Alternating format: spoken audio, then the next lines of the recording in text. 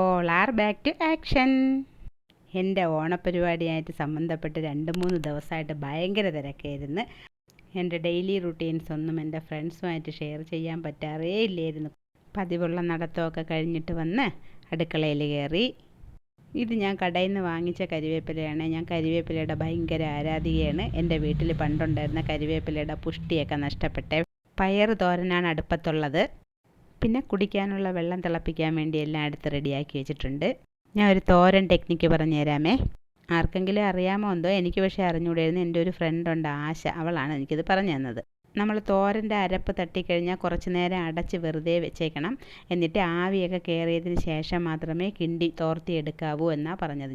പിന്നെ രാവിലെ കാത്തൂന് കൊണ്ടുപോകാൻ വേണ്ടി അവിടെ ഇരുന്ന് ചൂരയെല്ലാം എടുത്ത് പൊരിക്കാനിട്ട്, അത്യാവശ്യം കാത്തൂന് കൊണ്ടുപോകാൻ വേണ്ടി മാത്രമുള്ള മീനേ ഉണ്ടായിരുന്നുള്ളൂ. അത് കഴിഞ്ഞ് അടുക്കളയിലെല്ലാം റെഡിയാക്കി വെച്ചിട്ട് ഞാനും ചേട്ടനും കൂടെ മീൻ വാങ്ങിക്കാൻ വേണ്ടി പോയേ. കണ്ട് നോക്ക്, നിറയെ മീനുണ്ടായിരുന്നു കടയിൽ. കണ്ട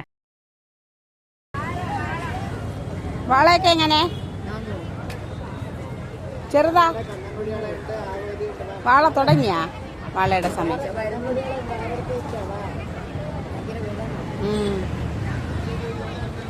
ചേട്ടൻ 2 ദിവസമായിട്ട് തീരെ വയ്യ കേട്ടാ. ഭയങ്കര ജലദോഷവും പിന്നെ ചുമയും ഉണ്ട്. എനിക്കിന്ന് ചാള കിട്ടി. പിന്നെ നെമ്മീൻ്റെ ചെറുതിരിക്കുകയായിരുന്നേ. നല്ല ലാഭം ഉണ്ടായിരുന്നു. ഈ 3 1000 രൂപയാണ്. അപ്പോൾ അത് വാങ്ങിച്ച്.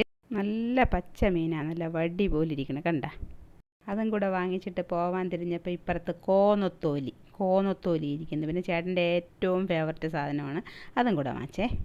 എല്ലാം വാങ്ങിച്ചിട്ട് അന്തം വിട്ട് വീട്ടിൽ വന്നേ. ഇനി ചേട്ടന് കുളിച്ച് റെഡിയായിട്ട് കാത്തൂനെ കൊണ്ടാക്കണമല്ലോ. ഇനിയിപ്പോൾ എൻ്റെ ഇന്നത്തെ ദിവസം പോയി കിട്ടി. മീൻ കഴുകണ വീഡിയോ ഒന്നും എടുക്കാൻ പറ്റിയില്ല ഫ്രണ്ട്സ്. പെട്ടെന്ന് ചാള അങ്ങ് അടുപ്പത്താക്കിയേ. കുറച്ചെടുത്ത് ഫിഷ് മോളി വെക്കാമെന്ന് വിചാരിച്ചേ.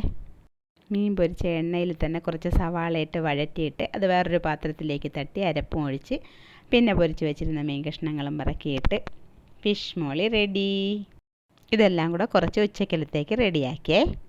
ഇത് മറ്റേ ഡയാലിസിസ് ഒക്കെ ചെയ്തിട്ട്